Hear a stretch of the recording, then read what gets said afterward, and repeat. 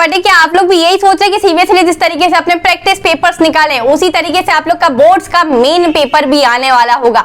Because सभी लोगों का प्रैक्टिस पेपर देख के काफी ज्यादा हालत खराब है, बिकॉज यार इसका लेवल काफी ज्यादा अप है। तो तुम लोग के मन में ये प्रश्न उठ रहा है, सवाल उठ रहा है, क्वेश्चन उठ रहे, क्या दीदी बोर्ड्स का पेपर भी इतना ही ज्यादा टफ होगा या नहीं? तो चलिए एक्सप्लेन करती हूँ। मैं आप लोग के सामने एक डेटा लेकर आई हूँ कि जो सीबीएसई ने अभी तक रिलीज किया है, सभी चीजों के प्रूफ से आप लोग को बात करने वाली, कोई हवा में तीर चलाने वाली बात नहीं है। तो जितने भी मिनट का वीडियो ये आप लोग के लिए काफी ज्यादा यूजफुल रहेगा। सबसे पहले बात करते हैं कि सीबीएसई को जरूरत क्या थी प्रैक्टिस पेपर रिलीज करने की। सबसे पहला सवाल, सीबीएसई ने बच्चा पार्टी आप लोग के लिए सैंपल क्वेश्चन पेपर तो रिलीज किए ही थे ना, बट दीदी फिर प्रैक्टिस पेपर क्यों?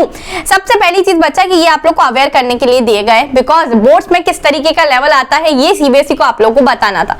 बिकॉज बहुत सारे बच्चे फिर ये समझते हैं कि बोर्ड्स में काफी ज्यादा आसान पेपर आता है और अभी तक जैसे हम पास होते आ रहे हैं उस तरीके से आराम से लौटते लौटते पास हो जाएंगे, ऐसा कुछ भी नहीं है। तो क्या दीदी अब सीबीएसई ने जो प्रैक्टिस पेपर रिलीज किया है इसी तरीके से बोर्ड्स का पेपर भी इतना ही टफ होने वाला है?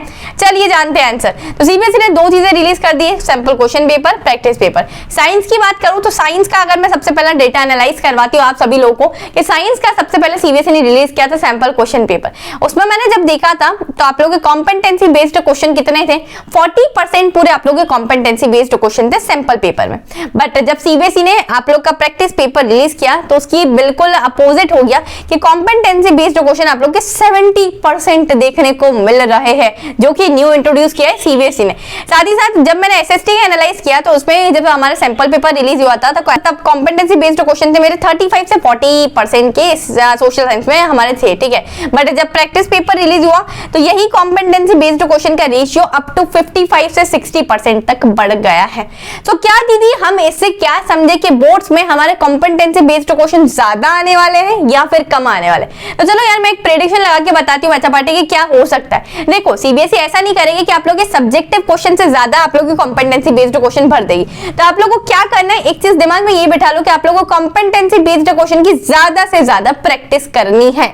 बहुत सारी बुक्स अवेलेबल है, इंटरनेट पे आप लोग को क्वेश्चंस मिल जाएंगे एंड साथ ही साथ सीबीएसई ने भी आप लोग को प्रैक्टिस पेपर प्रोवाइड करवाए, तो उसी के कॉम्पिटेंसी बेस्ड क्वेश्चन ज्यादा से ज्यादा सॉल्व करो। जब आप लोग को ऐसा लग रहा है कि कॉम्पिटेंसी बेस्ड क्वेश्चन ये नहीं सॉल्व हो रहा है, तब आप लोग क्या कर सकते हो, उस चीज को प्रोक्रास्टिनेट मत करना कि कल कर लूंगा, परसों कर लूंगा, या फिर इसका पेपर जिस दिन होगा जो मुझे गैप मिलेगा पर्टिकुलर उस गैप में मैं कर लूंगा। ऐसी चीज करोगे तो अभी भी वहीं के वहीं रह जाओगे जहां आज हो, उससे भी गंदी कंडीशन में तुम चले जाओगे।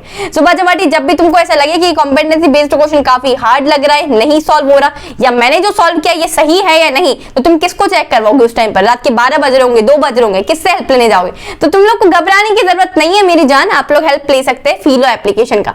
अगर आप लोग को ऐसा लग रहा है कि ये जो क्वेश्चन पर्टिकुलर मैंने सॉल्व किया ये सही है, नहीं सही है, या इस क्वेश्चन को मुझे नहीं समझ में आ रहा है, ये क्वेश्चन मुझे नहीं समझ में आ रहा, तो उसी टाइम पर जस्ट क्वेश्चन की फोटो खींचो, क्रॉप करो, फिलो एप्लीकेशन पे भेज दो। फिलो पर 60 सेकंड्स के अंदर अंदर इंडिया के बेस्ट ट्यूटर तुमसे कनेक्ट हो रहे होंगे, 1-to-1 इंटरेक्शन करेंगे, वीडियो कॉल के थ्रू आप लोग से कनेक्ट हो रहे होंगे। वो आप लोग को सभी चीजें एक्सप्लेन करेंगे कि तुमने क्या सही किया है, क्या गलत किया है, एंड पर्टिकुलर जो क्वेश्चन नहीं समझ में आया तो उसका सॉल्यूशन भी आप लोग को अच्छे तरीके से समझाएंगे। इस तरीके से तुम लोग ऑन टाइम चीजों को कंप्लीट कर लोगे। एंड हाँ, फिलो एप्लीकेशन 24 घंटे अवेलेबल है, तो तुम लोग अच्छे तरीके से यूज कर सकते हो। इस टाइम पे जब आप लोग को जरूरत है कि मेरी प्रॉब्लम्स को क्लियर कर दे, तो आप लोग के पास है फिलो एप्लीकेशन, एक रामबाण इलाज आप लोगों के लिए होगा।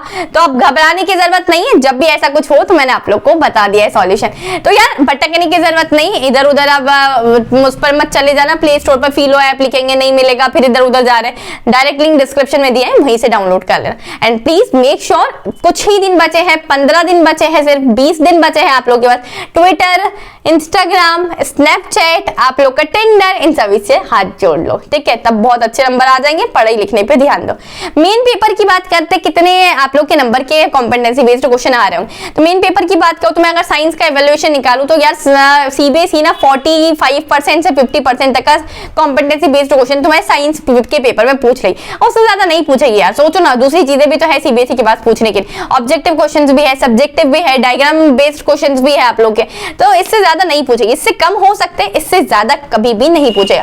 अब दीदी लेवल कैसा होगा? जो प्रैक्टिस पेपर्स में जैसा लेवल दिया गया है ऐसा ही लेवल इतना ही टफ होगा? इतना टफ नहीं होगा। सीबीएसई ने ये इसलिए दिया है कि तुम थोड़ा सा एक्स्ट्रा चीजें करके जाओ, इससे कम लेवल आने वाला है, तो तुम आसानी से सॉल्व कर लोगे, तो घबराने की जरूरत नहीं है। एसएसटी की बात करूं तो एसएसटी में मेरे प्रेडिक्शन के अनुसार आप लोग के 40% या फिर 30% ही कॉम्पिटेंसी बेस्ड क्वेश्चन रहेंगे, अदरवाइज आप लोग की सभी दूसरी चीजें रहेगी। जैसे आप लोग की थ्योरीज है, बहुत सारे चैप्टर्स है, तो objective question, subjective question and साथ ही साथ आप लोग के मैथ्स वाले क्वेश्चंस भी इंक्लूडेड होंगे। That's all for today video. I hope बच्चा आप लोग के सारे डाउट्स क्लियर हो गए होंगे। तो अब क्या करना है तुम लोग को, बिल्कुल भी आप लोगों को प्रैक्टिस पेपर्स को इग्नोर नहीं करना है। प्रीवियस ईयर करो, प्रैक्टिस पेपर्स करो, एनसीईआरटी फॉलो करो एंड यू विल गेट 95 और 98%। सो जल्दी से लिख कर जाओ कि यस दीदी आई प्रॉमिस कि मैं इस बार बोर्ड में पक्का फोड़ने वाला हूं, 95 और 98% स्कोर करने वाला हूं। Bye bye, take care.